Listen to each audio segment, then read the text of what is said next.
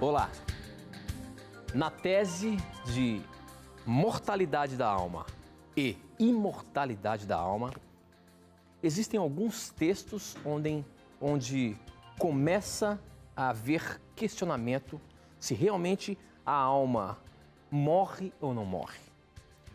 Alguns desses textos, um deles a gente encontra em Atos, naquele episódio em que Estevão estava sendo apedrejado. E aí, em certo momento, ele diz assim, Atos no capítulo 7, o verso 59. Enquanto eles atiravam as pedras, Estevão chamava Jesus dizendo, Senhor Jesus, recebe o meu espírito. Depois ajoelhou-se e gritou com voz bem forte, Senhor, não condenes esta gente por causa deste pecado. Quando ele pede, Senhor, recebe o meu espírito, há afirmações de que ele está pedindo para que Deus receba a sua alma. Você quer ver? Tem um outro texto no Velho Testamento, lá no início da história, quando Caim mata Abel e Deus diz a Caim o seguinte, está em Gênesis 4, o verso 10. Então Deus disse, por que você fez isso? Da terra o sangue do seu irmão está gritando, pedindo vingança.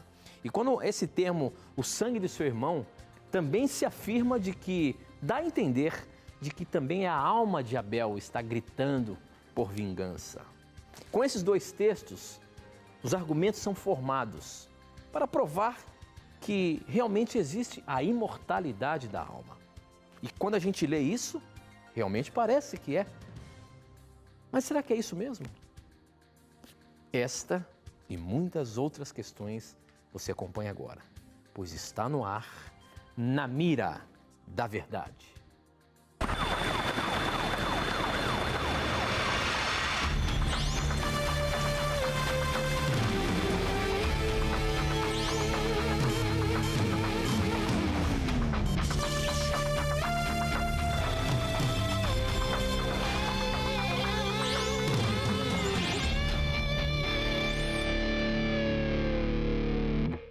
Olá, seja bem-vindo, já estamos começando mais um programa Na Mira da Verdade e a partir de agora já nos conectamos com o Brasil e o mundo através das ondas do rádio, da internet e da TV Novo Tempo espalhada por todo o nosso país, onde quer que você esteja, sinta-se abraçado pelo programa Na Mira da Verdade e a partir de agora o seu questionamento, a sua dúvida, a sua pergunta vai ser colocada na mira. Porque ele é que está na mira e ele tem a obrigação de responder baseando-se apenas e exclusivamente na palavra de Deus. Professor Leandro Quadros, e aí meu amigo, tudo bem? Preparado mais uma vez, mais um programa, como sempre? Espero estar preparado, amigo, estou contente por podermos estudar a Bíblia com nossos amigos. E antes, amigo Tito, do estudo da Bíblia, vou mandar aqui alguns abraços rapidamente. O primeiro vai para o João Aloísio de São Carlos, Santa Catarina, ele esteve aqui com um pessoal muito querido, conhecendo a Novo Tempo. Obrigado, irmão, pelo carinho de vocês. E um outro abraço vai para o Vitor Português, que mora em Curitiba, Paraná, esposo de uma das pessoas, de uma das senhoras que vieram aqui também conhecer a Novo Tempo. E o outro abraço vai para o Denis Elbert, que é um anjo da esperança, que participou da linda programação de ontem, que a TV Novo Tempo promoveu juntamente com a rádio. Muito obrigado a você pelo carinho, que Deus abençoe a sua vida, que Deus continue guardando a vida sua, meu amigo anjo da esperança, que tem aí incondicionalmente apoiado o ministério da TV Novo Tempo. Muito bem, professor. É muito gostoso a gente receber o carinho dos nossos telespectadores, dos nossos amigos. Eu, a semana passada, na quarta-feira, estive no Ministério das Comunicações em Brasília e ali também encontrei pessoas que têm acompanhado o programa Na Mira da Verdade, têm gostado da programação do Novo Tempo e com muito carinho vêm falar com a gente e pede assim, ó, manda um abraço pra gente lá. Eu queria mandar um abraço carinhoso pro Daniel e o seu papai Jairo, que estão acompanhando a programação, eles são da Assembleia de Deus. Um abraço carinhoso a vocês, meus amigos. A Viviane e a sua mamãe, Dona Margarida, obrigado também pelo carinho da audiência. E também a Silvana com o seu marido Edmar, a Maria Carle, que é sua filhinha, e o Danielzinho também. Um abraço a todos vocês, obrigado pelo carinho de vocês acompanharem TV Novo Tempo, o nosso programa aqui, o Na Mira da Verdade, tá bom? Professor Leandro Quadros, a pergunta de hoje é mais uma dessas onde quer se mostrar que realmente, ou pelo menos se tem a dúvida de que a alma ela morre ou não morre? Vai para onde? Essa pergunta, professor, veio da Angola. Os nossos irmãos da Angola têm participado ativamente aqui e feito boas perguntas. E mais uma vez, uma pergunta da Angola abre o programa de hoje. Quem mandou foi o Raimundo N. Dambuca. Ele diz o seguinte: vivo em Angola, tornei-me adventista em 2012. Por favor, responde-me. Como entender o texto de Atos 7,59? Se a alma morre, por que Estevão, ao morrer, pediu que Deus recebesse o seu espírito? E a Bíblia também, em Gênesis 4:10, afirma que o sangue de Abel clamava. Então isto, será que é a alma de Abel que estava clamando? Temos ou não temos alma? Obrigado e que Deus abençoe vocês. Essa é a questão, professor. Quando tem alguns textos bíblicos que aparentemente dá-nos entender de que a alma, quando o ser humano morre, a alma vai para algum lugar, vai para o céu, ou outros, quando são maus, vai para um inferno, enfim. Como a gente pode, mais uma vez, explicar esses textos, meu amigo? Vamos lá, amigo Tito. Primeiramente, é fundamental que o nosso telespectador e ouvinte, quando ler esse tipo de texto, ele o faça com os olhos judaicos cristãos e não com os olhos gregos. Por que eu digo isso? Na filosofia judaico-cristã, não existe a ideia de uma consciência fora do corpo através de uma entidade imaterial. Quando você vai para os escritos do Antigo Testamento, isso se torna muito claro. Veja uma coisa importante. A filosofia grega, né, foi a grande propagadora da ideia de que espírito ou alma são entidades conscientes que sobrevivem fora do corpo. A nossa tendência em nossa cultura ocidental, que foi obviamente influenciada também pelo pensamento grego, a nossa tendência é ler esse tipo de termo e expressão na Bíblia e interpretarmos com o pressuposto grego, ou com os olhos dos gregos, né? Agora, isso não é correto. Você e eu precisamos nos dissociarmos, nos separarmos de nossos pressupostos gregos e lermos o texto bíblico da perspectiva judaico-cristã. Ao fazermos isso, nós vamos recorrer à própria Bíblia para sabermos o que a Bíblia quer dizer quando usa o termo espírito. É óbvio, o termo espírito na Bíblia é traduzido de várias maneiras, né? Mas existe um sentido principal para o termo quando aplicado ao ser humano. E esse sentido principal temos que buscar em Gênesis capítulo 2, verso 7, que é o texto onde apresenta a criação do ser humano. E, obviamente, quando Estevão pediu para Jesus, recebe o meu espírito, Estevão tinha em mente a compreensão do termo espírito segundo Gênesis 2:7, que era a Bíblia que Estevão possuía. Correto? Então vamos para Gênesis 2, verso 7. Então o Senhor Deus formou o homem do pó da terra e soprou em suas narinas o fôlego de vida e o homem se tornou uma alma vivente. O texto diz que quando Deus formou o homem de dois elementos principais. Fôlego de vida, não é? Pó da terra e fôlego de vida. O fôlego de vida se refere no original hebraico ao espírito. Então, na Bíblia, um dos sentidos e o principal sentido de espírito é o fôlego de vida, o princípio ativo, o princípio vital que saiu da boca de Deus e que deu vida ao boneco de barro que Deus havia feito, não é?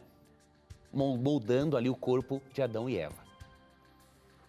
Tendo isso em mente, quando o espírito sai do corpo humano, o que sai do corpo humano não é uma entidade consciente, é esse princípio vital de Deus que sai do corpo. Ele não é uma entidade consciente. Então, quando Estevão, em Atos 7, 59 e 60, pede para Deus receber o seu espírito, ele está usando um dos aspectos da natureza humana, né, referindo-se ao princípio vital de Deus, para fazer referência a todo o seu ser. Na verdade, ele está dizendo o seguinte: Senhor, recebe a minha vida. Coloca a minha vida nas tuas mãos. Como a Bíblia de Estevão era o Antigo Testamento, e como Gênesis 2 nos mostra que o Espírito é o fôlego de vida, o princípio ativo, nós não podemos interpretar a expressão de Estevão de uma perspectiva grega. Além disso, temos que destacar uma coisa. Essa expressão utilizada por Estevão foi também usada por Jesus. E Jesus tirou essa expressão do Salmo 31, verso 5. Isso aqui é esclarecedor. Isso aqui vai ajudar a você perceber que na declaração de Estevão ele não tinha nem remotamente a ideia de que uma entidade imaterial sairia do corpo dele e sobreviveria em algum lugar intermediário ou no próprio paraíso. Por exemplo, aqui, em Mateus, capítulo 27, Jesus disse o seguinte, no verso 50, depois de ter bradado novamente, em alta voz, Jesus entregou o Espírito. Quando você vai para Lucas, no capítulo 23, você percebe que ele diz para o Pai receber o Espírito dele. E de onde ele tirou essa citação? Do Salmo 31:5. E ao ele tirar essa citação do Salmo 31:5 e nós comprovarmos isso, devemos fazer uma pergunta.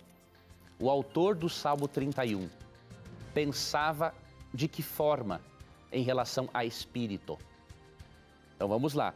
Salmo 31:5. Davi disse, nas tuas mãos entrego o meu espírito.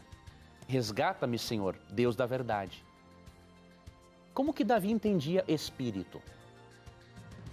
Como o princípio vital de Deus, ou como uma referência também a alguns escritos do Antigo Testamento, como uma referência ao próprio indivíduo necessitando de ajuda? Ou ele interpretava o espírito que ele entregaria a Deus como uma entidade consciente fora do corpo? O Salmo 30, verso 9, um pouco antes, já responde essa pergunta. Se eu morrer, se eu descer a cova, que vantagem haverá? Acaso o pó te louvará? Proclamará a tua fidelidade? Davi está fazendo perguntas e já dando a resposta.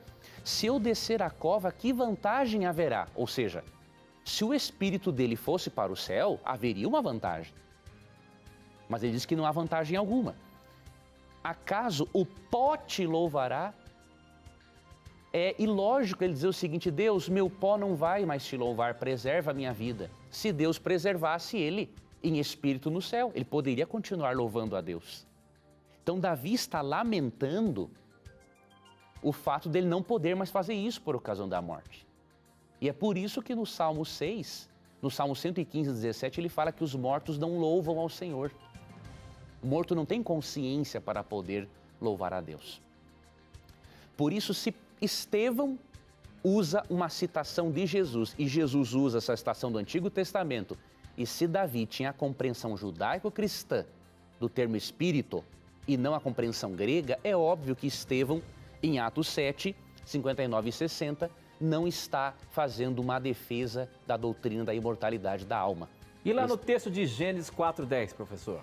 Antes de comentar, vou ler mais um versículo aqui de Atos 7, que diz no verso 60 o seguinte, então caiu de joelhos e bradou, Senhor, não os consideres culpados deste pecado. E tendo dito isto, adormeceu. Boa. Não é simplesmente, amigo ouvinte, amigo telespectador, o corpo dele adormecendo para o espírito estar consciente. Não, na Bíblia não há essa separação. Quando ele fala que ele adormeceu, o texto está falando o seguinte, ao Estevão entregar o espírito a Deus, ao Deus receber de volta esse princípio vital que mantinha Estevão vivo, Estevão adormeceu, perdeu a consciência. E em relação a Gênesis 4:10, é importante o nosso telespectador ter em mente o seguinte, o termo sangue ali não é sinônimo de espírito. Na Bíblia existe a chamada personificação para Deus ensinar lições profundas. Se você ler o contexto de Gênesis 4:10, Deus havia perguntado para Caim o seguinte: onde está teu irmão? E Caim desrespeitosamente fala assim: acaso sou eu o guardador do meu irmão? E aí Deus, para mostrar para Caim que ele sabia o que Caim havia feito, Deus fala assim: o sangue do teu irmão clama a mim da terra. Deus está dizendo que sangue fala? Óbvio que não. Deus está adotando uma metodologia de linguagem, um método de linguagem chamado personificação, em que ele personifica o sangue de Abel para poder dizer para Caim o seguinte: você não tem como esconder de mim o que você fez com seu irmão. Eu sei e eu vou cobrar você pelo que você fez com seu irmão. Então, quando Deus fala que o sangue de Abel clama, Deus está dizendo que ele sabe o que Caim fez e Deus está dizendo que Deus tomaria vingança, sim, da forma correta contra o homicídio feito por Caim. Então, não leiamos o texto bíblico com o pressuposto grego, tendo como base a filosofia grega. Do contrário, nós vamos colocar na Bíblia ideias que não existem e isso vai prejudicar a nossa compreensão real do texto bíblico. Muito bem, professor, muito bem. O nosso programa está apenas começando. Para você participar, você pode mandar suas perguntas, os seus questionamentos, através do nosso SMS. O número é 12 981 51 0101. Você manda, eu recebo aqui na hora. Ou então, você pode também mandar através de uma rede social, pelo Facebook, namiradaverdade.nt, pelo Twitter, @namiradaverdade, e ainda você tem a chance de acessar o nosso blog, novotempo.com/namiradaverdade, além de você ver os mais diversos assuntos que nós colocamos ali, aprofundando mais as respostas do professor Leandro Quadros. Você tem todos os vídeos dos programas anteriores, mas também quando o programa está ao vivo, você pode fazer a sua pergunta, que ela chega também instantaneamente para a gente. Portanto, participe, são várias formas para você participar e tirar as suas dúvidas. Essa, por exemplo, chegou por SMS agora. Quem mandou, deixa eu ver se tem o Wellington Souza, de São Paulo, e ele pergunta o seguinte, professor: boa noite, Tito, espero que hoje minha pergunta seja pescada. Olha aí, Wellington, a sua pergunta saiu da lagoa, tá firme aqui no anzol. A pergunta é a seguinte: Mateus, no capítulo 27, o verso 52, diz: e abriram-se os sepulcros e muitos corpos de santos que dormiam foram ressuscitados. Gostaria de saber, quem são esses santos que foram ressuscitados junto com Cristo? E, professor, a pergunta é essa: realmente, quando Jesus ressuscitou, outras pessoas ressuscitaram com ele, professor? O texto bíblico de Mateus 27, 52 e 53 diz o seguinte: os sepulcros se abriram e os corpos de muitos santos que tinham morrido foram ressuscitados. E saindo dos sepulcros, depois da ressurreição de Jesus, entraram na cidade santa e apareceram a muitos. Percebe-se que houve realmente uma ressurreição especial de pessoas por ocasião da ressurreição de Cristo para anunciar, testemunhar a respeito da ressurreição do Salvador. Analisando o texto, percebemos que eram pessoas conhecidas. Por quê? Do contrário, não poderiam testemunhar se fosse, por exemplo, um patriarca como Jacó. Eles não iam saber que era Jacó. Então, foi alguém conhecido ali que ressuscitou para testemunhar da ressurreição de Cristo. Agora, quem foi não faz parte da revelação bíblica, meu querido irmão. Nós não sabemos. Só sabemos que um grupo de justos foi ressuscitado, né, nessa ressurreição especial para testemunhar sobre a ressurreição de Cristo. Foi um testemunho poderosíssimo que convenceu muitas pessoas de que Cristo realmente havia morrido e ressuscitado. Muito bem, professor, muito bem. Próxima pergunta chegou pelo nosso Twitter. Quem mandou foi o Wagner. Wagner, sua pergunta está na mira. E ele diz o seguinte: quando Jesus morreu na cruz, durante os 3 dias, ele ficou inconsciente? Se os mortos não sabem de nada, me expliquem isso daí. Jesus, Deus, quando ele ficou na sepultura, ele ficou inconsciente também? Explicarmos a encarnação de Cristo, como que Deus encarnou, e explicarmos como foi a morte de Deus, sendo que Deus não pode morrer, são coisas, querido telespectador e ouvinte, que estão além da nossa compreensão humana e limitada pelo pecado. nós podemos ter alguns vislumbres, mas dizer que vamos entender plenamente isso, tudo que envolve a encarnação de Jesus, isso é impossível. Só na eternidade que nós vamos compreender plenamente essas questões. Agora, há um texto aqui em João 10, 17 e 18 que pode nos dar um vislumbre, uma pequena luz para entendermos esse assunto. Jesus diz assim: por isso é que meu Pai me ama, porque eu dou a minha vida para retomá-la. Ninguém a tira de mim, pois eu a dou por minha espontânea vontade. Tenho autoridade para dá-la e para retomá-la. Esta ordem recebi de meu Pai. Veja, Jesus diz aqui que ele tinha poder e autoridade para dar sua vida espontaneamente e a receber de volta. Agora, explicar nos detalhes, meu amigo, como isso é possível, não tem como. É provável, aqui eu vou entrar num campo de conjectura com muita humildade, crendo que eu posso estar errado. É provável que quando Cristo morreu, mesmo estando inconsciente, é óbvio, porque em João 20:17, no domingo de manhã, após a ressurreição, ele disse que ainda não havia subido para o Pai, ou seja, ele não foi para o céu, ele estava inconsciente na sepultura, ok? Mesmo Cristo estando inconsciente, havia algo na natureza divina humana de Cristo que o possibilitaria voltar à vida, com o chamado de Deus Pai e com a atuação do Espírito Santo, de acordo com Romanos 8:11. Mais do que isso, querido irmão, eu não tenho como lhe informar.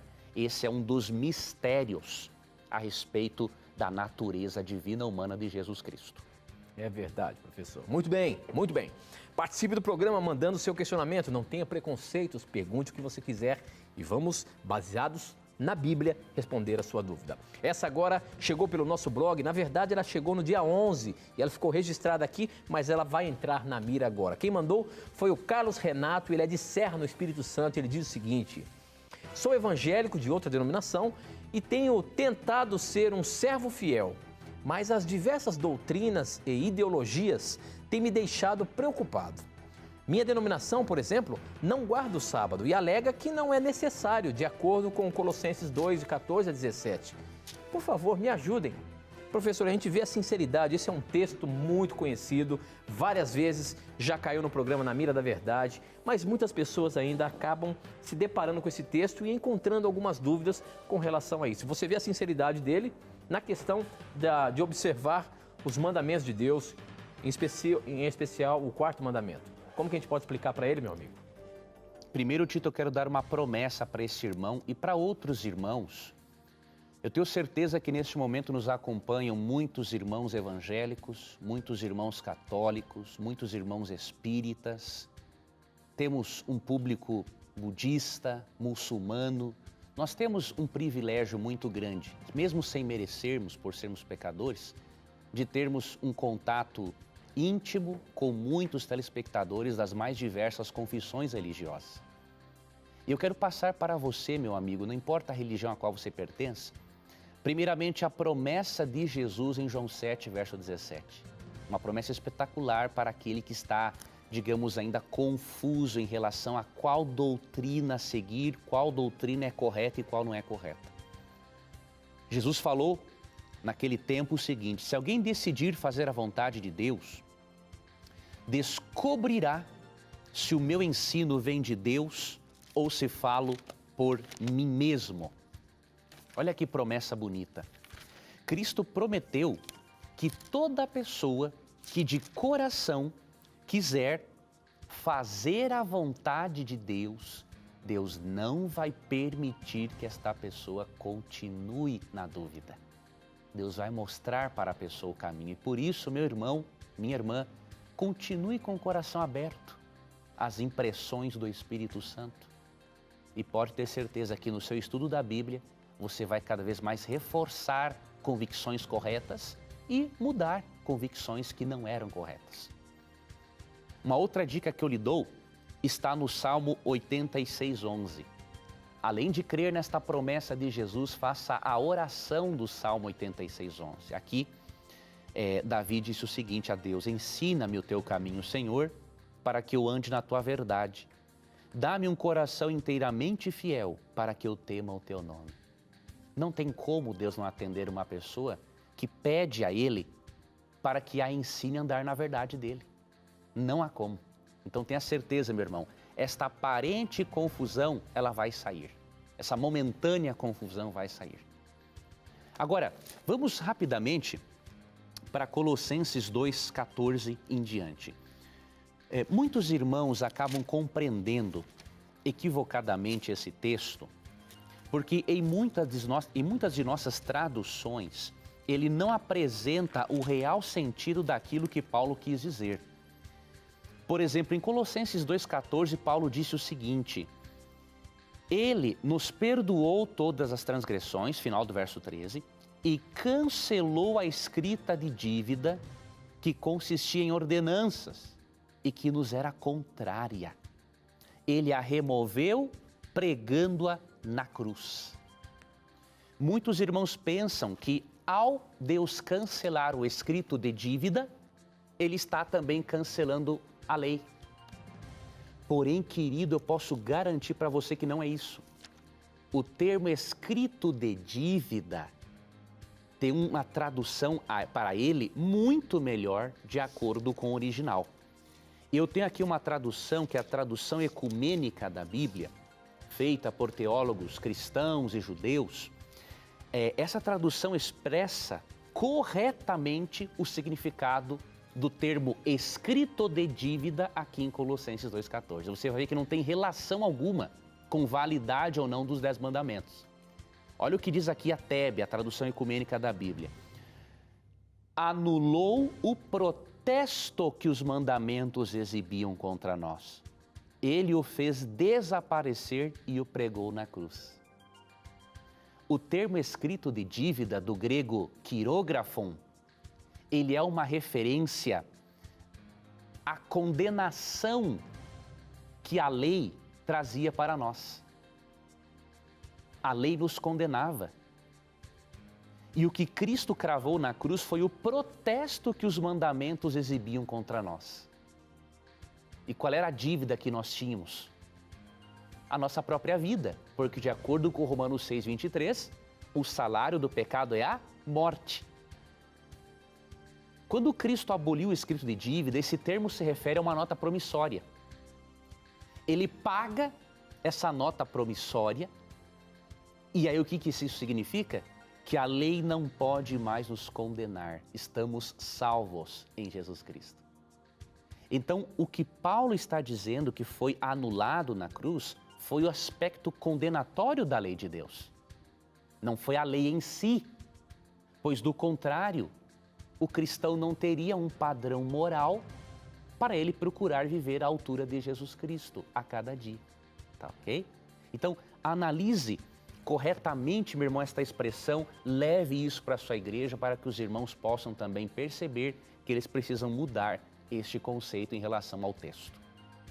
Muito bem, professor, muito bem. Nosso programa está passando, o nosso tempo não para aqui, nós temos que ir para o intervalo, mas aproveite o intervalo, formule a sua pergunta e manda para a gente. A gente volta já já.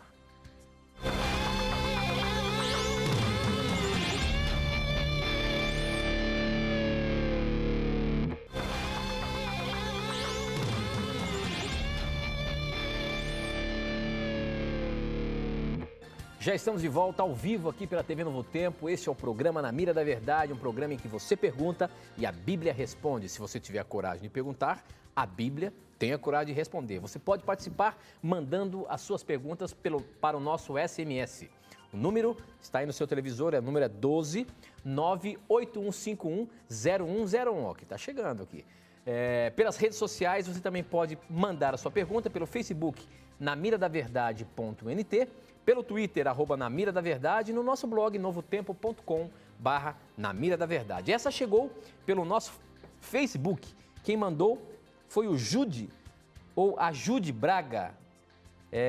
Ela pergunta o seguinte: a paz a todos, sou fãzão desse programa, não perco nenhum dia mesmo. ou melhor, nem um dia, mesmo quando eu estou morto de cansado, assisto.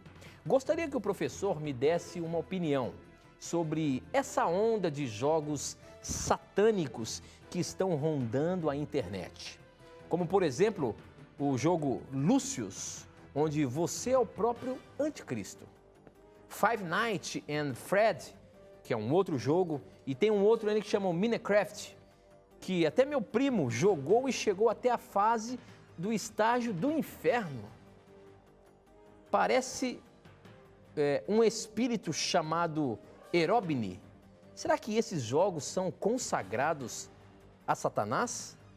Estou preocupado porque meus sobrinhos e meu primo estão muito viciados nesses jogos.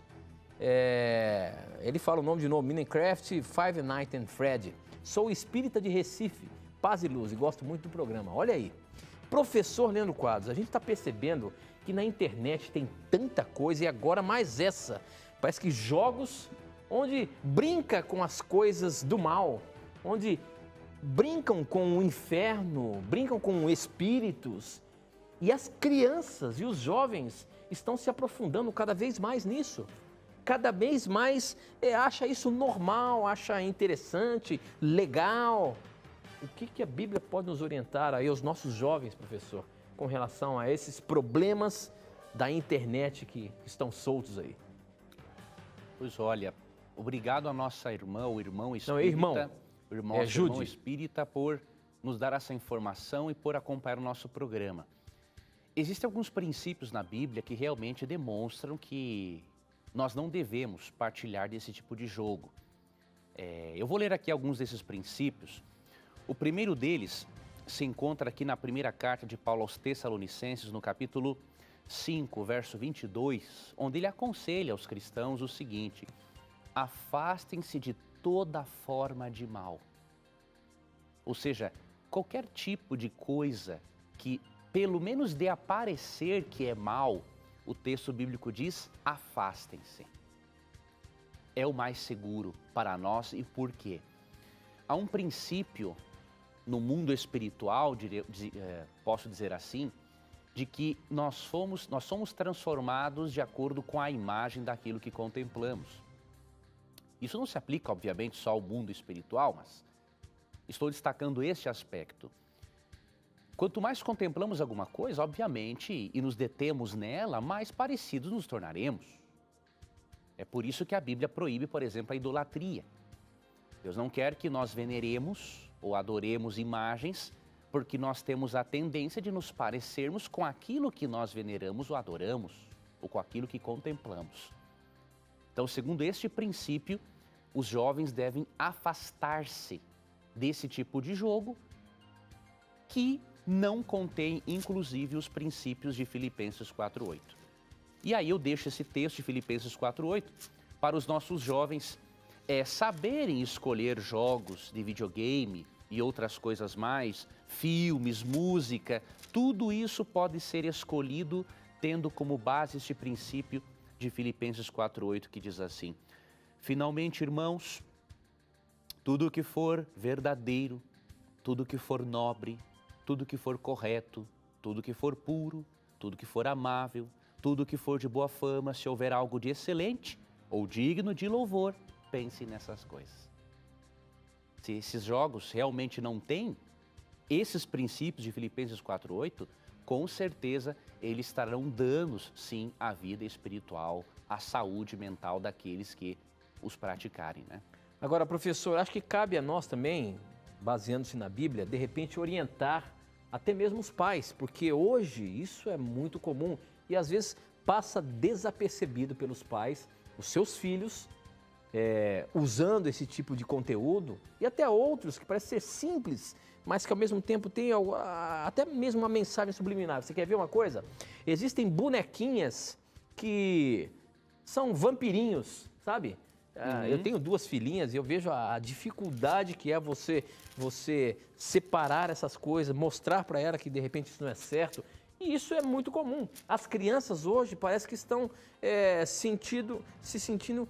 tendo interesse por esse tipo de imagem, coisas que aparentemente eram tenebrosas, mas que hoje parece ser legal. Então, como é que a gente pode orientar os pais em cuidar das suas crianças, dos seus filhos, com relação a essas coisas malignas que estão subliminarmente expostas aí? Pois olha, Tito, primeiramente, nós gostamos de destacar sempre para os pais esse texto de Provérbios 22:6, que diz assim: instrua a criança segundo os objetivos que você tem para ela. Né? Diz aqui na Nova Versão Internacional. E mesmo com o passar dos anos não se desviará deles. Isso. Então eu conheço você, Tito, e sei que você instrui as suas crianças nisso, né? E eu instruo a minha também. Mas nós temos que passar para os pais uma coisa que muitas vezes os pais não fazem. Os pais, na maioria das vezes, acham que quem tem que educar o filho é a escola. Se você pensa assim, meu amigo, você está sendo negligente com o seu filho e com a sua filha. A escola tem um papel na educação, agora o principal papel é seu. O pai e a mãe são os primeiros e os mais importantes professores dos filhos. Tanto que em Provérbios 22 é dito que a função de instruir a criança nos objetivos que se tem para ela é a função dos pais. Então eu creio que se os pais não transferirem a responsabilidade para a escola ou para babás, e se os pais aceitar essas instruções de Filipenses 4:8, de ajudar a criança a contemplar coisas que têm essas características de pureza e saúde mental em Filipenses 4:8, com certeza as crianças de bom grado vão aceitar a orientação e, óbvio, tem que criar também mecanismos de substituição, não é?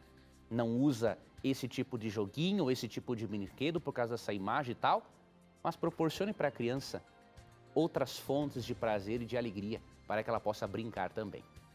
Ok, professor. Muito bem, a gente tem que cuidar muito com isso, porque senão nossas crianças crescem e quando a gente vai nos aperceber, elas estão perdidas nesse mundo.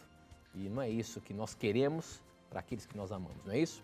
Muito bem, essa pergunta agora chegou por nosso SMS e olha só, antes de eu colocá-la, eu já estava pesquisando aqui antes, a Bíblia, ela tem histórias de todos os tipos, por isso que eu falo que esse aqui é um livro muito rico, mas tem histórias também tenebrosas. Por exemplo, essa pergunta que eu vou colocar aqui agora, quem mandou, deixa eu ver se tem o nome da pessoa aqui, a Cristina de São Paulo, ela pergunta o seguinte, em 2 Reis 6, o verso 28 a 30, Eliseu e a fome de Samaria, que é o texto, o tema desse conjunto de textos, de acordo com duas mulheres, elas decidiram comer os seus filhos.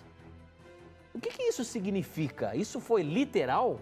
Olha só, isso está lá em 2 Reis, no capítulo 6, o verso 28, onde o rei e essas mulheres estavam gritando pelo rei, que estava passando por uma grande fome ali naquele momento, e o rei pergunta assim, e o rei fala para elas assim, mas me diga qual é o seu problema, né? E aí ela começa a responder, outro dia esta mulher me disse, vamos comer o seu filho hoje e amanhã comeremos o meu. Então nós cozinhamos o meu filho e o comemos. No dia seguinte eu disse que era a vez de comermos o filho dela, mas ela se escondeu. Ao ouvir isso, o rei rasgou as suas roupas em sinal de desgosto e as pessoas que estavam perto da muralha viram que por baixo de suas roupas ele estava vestindo roupas de pano grosseiro. Ela quer saber o seguinte, professor, essa história que está na Bíblia aí, isso realmente é literal? E ela pergunta mais, essa questão das roupas, quando o rei rasgou as suas roupas e depois viram ele com as roupas íntimas ruins, tem algum significado isso também, professor? Tem. Primeiramente, o livro de Reis é um livro histórico, então, obviamente, a história é literal, né? Então, o povo foi tão ímpio, tão afastado de Deus, que ao eles passarem fome por causa do cerco na cidade de Samaria, né, por parte do rei da Síria, que os impediu de comer e ter acesso aos recursos naturais, a fome foi tão grande que aquela mulher ímpia, dessensibilizada, ela comeu o próprio filho. e queria que a outra fizesse o mesmo. E a outra, obviamente, não tão dessensibilizada assim, não o quis. Então esse texto nos mostra o perigo de a pessoa se afastar de Deus e permitir que a natureza humana seja regrada pelo próprio ser humano ou pelo diabo. Segundo ponto, quando o rei coloca vestes de saco, panos de saco e cinza, era costume nos tempos antigos, quando a pessoa expressava luto e dor, ela colocava uma roupa grosseira, um pano grosseiro, feio, no lugar das suas roupas normais, ficava vestida com aquilo em sinal de luto, e quando ela queria demonstrar humilhação ou arrependimento, ela sentava-se sobre a cinza. Então, existe sim esse aspecto cultural nessa triste história que demonstra o que a natureza humana é capaz de fazer quando ela não é controlada pela pessoa do Espírito Santo. Muito bem, professor, muito bem. Agora aqui no Na Mira da Verdade você fica com o momento da mentira.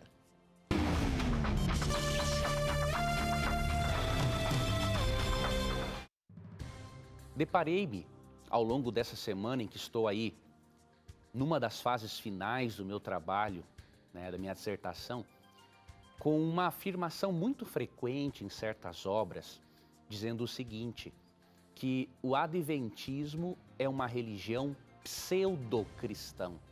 O que é uma religião pseudo-cristã? É uma religião falsamente cristã.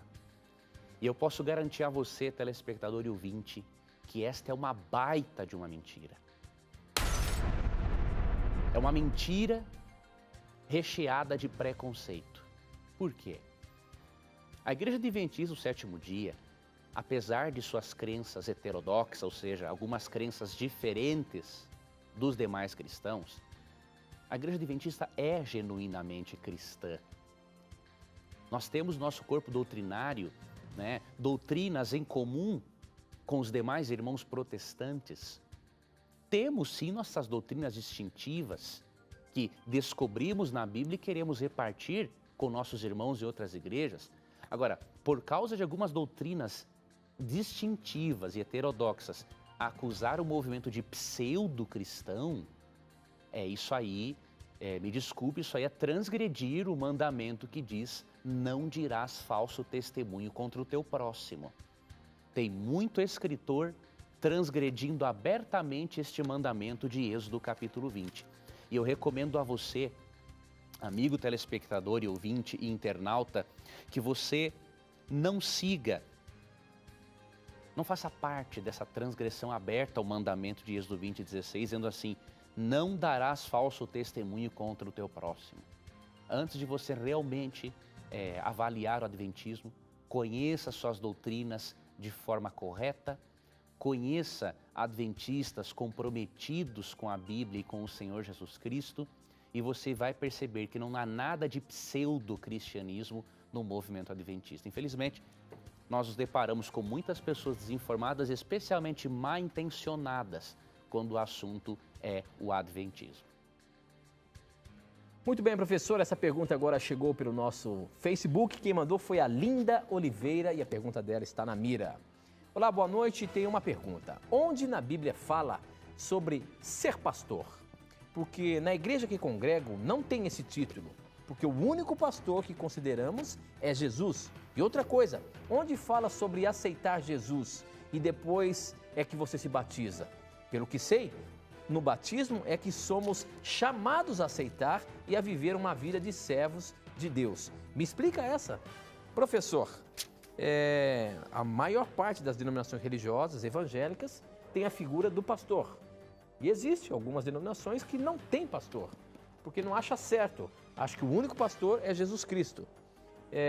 Isso é bíblico? Afinal de contas, tem algum problema ter um pastor ou o certo é não ter a figura do pastor? E a questão do batismo aí, professor? Nós podemos garantir, primeiramente, que esta afirmação de que não há o dom espiritual chamado pastorado na Bíblia, essa é uma afirmação totalmente falsa, pelo seguinte: mesmo Jesus sendo o bom pastor e o principal de todos os pastores, a Bíblia não deixa dúvidas de que ele elegeu seres humanos para serem pastores, representantes de Cristo para o cuidado do rebanho, que é o povo de Deus. E isso está na lista de dons espirituais de Efésios capítulo 4, a partir do verso 11 diz assim: e ele designou alguns para apóstolos, outros para profetas, outros para evangelistas e outros para pastores e mestres, com o fim de preparar os santos para a obra do ministério, para que o corpo de Cristo seja edificado. Então, com muito respeito, minha irmã, sua igreja está redondamente enganada em relação a esse assunto. O texto bíblico é muito claro. Em relação ao batismo, Tito, eu não estou um pouquinho lembrado, não estou bem lembrado do questionamento dela, Tito, em relação ao batismo. É que, na verdade, é o seguinte, o questionamento dela é o seguinte, para sermos batizados, não, se afirma que para ser batizado tem que aceitar a Jesus como seu salvador pessoal, sendo que a afirmação dela é que não, nós precisamos ser batizados para aceitar a Jesus. Não, na verdade, nós percebemos o seguinte, olha, vamos para Atos capítulo 8. Como é que eu vou ser batizado sem aceitar antes a Cristo como meu Salvador? O batismo tem um símbolo do quê para mim? De nada, né? Se Romanos capítulo 6, verso 4 diz que o batismo é uma celebração, diríamos assim, da morte e ressurreição de Cristo, é óbvio que antes eu tenho que saber que Cristo morreu pelos meus pecados e ressuscitou para me dar a vida eterna. Eu tendo conhecimento prévio disso, eu posso expressar essa minha crença por meio do batismo. E em Atos capítulo 8, percebemos mais uma vez que o ensino dessa referida igreja, por mais sinceros que sejam os nossos irmãos que lá estejam, que eu não tenho dúvida alguma disso, mas este ensino eu posso garantir para você, assim como outra, é uma heresia. Não pode ser apoiado pela Bíblia. Quer ver uma coisa? Quando o evangelista Felipe falou de Jesus Cristo para um eunuco, um alto oficial, em Atos capítulo 8, ele disse o seguinte, no verso 36, olha o que diz aqui, ó. Prosseguindo pela estrada, chegaram a um lugar onde havia água. O eunuco disse, olhe, aqui há água. Que me impede de ser batizado? Disse Filipe, você pode, se crê de todo o coração. O eunuco respondeu, creio que Jesus Cristo é o Filho de Deus. Assim, deu ordem para parar a carruagem. Então Filipe e o eunuco desceram a água e Filipe o batizou. Esse texto é mais claro que o sol ao meio-dia. Quando o eunuco pergunta, eu quero ser batizado, o que me impede? Filipe fala, é lícito se crer. E aí ele fala, eu creio que Jesus é o Filho de Deus. E aí depois dessa confissão de fé em Cristo, é que Filipe batiza o eunuco. Então, minha irmã, pode ter certeza, esses ensinamentos com os quais você se deparou não são bíblicos e você precisa, para o seu bem espiritual, abandoná-los. Muito bem, professor, muito bem. Essa pergunta do Facebook aqui também parece um desabafo e eu vou colocar na mira. A questão é a seguinte, quem mandou foi o Alisson Luiz e ele escreveu na íntegra. Por que muitos trechos da Bíblia são levados ao pé da letra e outros não? Por que certas passagens da Bíblia só valem para aquela época e outras ainda valem para hoje? Quando citam a homossexualidade em Levítico, vale até hoje, mas quando condena usar tecidos diferentes, cultivar plantas diferentes, comer certas carnes, aí não vale. O fato da mulher não poder falar na igreja ou o fato de ser legal vender a filha como escravo ou apedrejar uma mulher que não se casou virgem? Como esses fatos não valem hoje e outros da mesma passagem vale? Afinal, por que decidimos o que seguir da Bíblia e o que deixar de lado? Como uma passagem de Levítico vale para hoje e outras passagens do mesmo livro não vale? Olha aí o desabafo, professor, porque aparentemente tem certas coisas que tem na Bíblia que são válidas para hoje e outras não. Agora, como entender isso? E como mostrar para ele o que vale e o que não vale? Primeiramente, a Bíblia diz em 2 Timóteo 3,16 que toda a Escritura é inspirada por Deus e útil para o ensino, para a repreensão, para a correção e para a educação na justiça. Então, toda a Bíblia provém de Deus. E por isso nós queremos que a Bíblia é a perfeita palavra de Deus, na imperfeita linguagem humana. Agora, como sabemos que algo se aplica a todas as pessoas e outras coisas não? Você precisa aprender um princípio hermenêutico, ou seja, um princípio de interpretação do texto bíblico, que ensina o seguinte: tudo aquilo que está relacionado a princípio, ele é de ordem universal e se aplica a pessoas de todas as épocas. Um exemplo: Deus condenou a homossexualidade, não o homossexual. Até porque em 1 Coríntios 6,11 percebemos a esperança e o amor de Jesus pelos homossexuais e o desejo de Cristo em transformar a vida de todas as pessoas. Como sabemos que isso é um princípio? Porque no início do mundo, em Gênesis 2, 22 a 24, Deus criou o casamento heterossexual e monogâmico. Certo? Então, isso é um princípio. Há coisas na Bíblia que foram agregadas depois da existência do pecado e que não são princípios, são costumes culturais. Enquanto um princípio, ele é eterno, universal e aplicado a pessoas de todas as épocas, um costume cultural, ele é local e não é válido para as pessoas de todas as épocas. Por exemplo, a circuncisão. A circuncisão era um sinal tribal de que os homens dali pertenciam a Deus. Depois, em Atos capítulo 15, você percebe que esse aspecto cultural deixou de ser importante. Então, você tem que aprender a distinguir na Bíblia princípio de ordem universal e costume de ordem local. E aí você não vai ter dúvida em relação àquilo da Bíblia que se aplica a todos nós. Muito bem, professor, muito bem. Eu queria aproveitar agora e mostrar alguns amigos que vieram ver o programa ao vivo aqui, como sempre nós temos aqui no Na Mira da Verdade. Eu queria mandar um abraço aí para o seu Jorge e a sua noiva, que está, Luceli, né? Luceli, que está aqui junto com a gente. Muito obrigado. Dá um tchauzinho para a gente aí. Obrigado por vocês terem vindo. E se um dia você quiser vir assistir o Na Mira da Verdade, nós teremos o maior prazer em recebê-los aqui ao vivo, tá bom?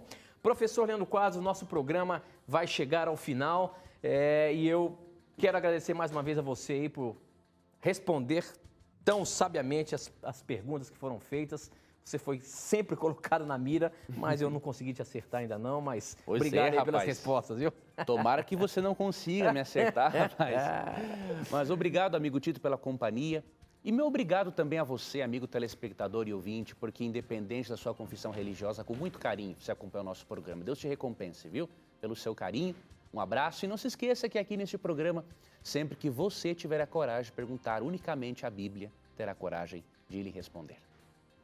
E aqui no Beco, você já sabe, sempre os seus questionamentos, sempre as suas dúvidas, suas perguntas vão estar na mira da verdade. Até o nosso próximo encontro. Tchau.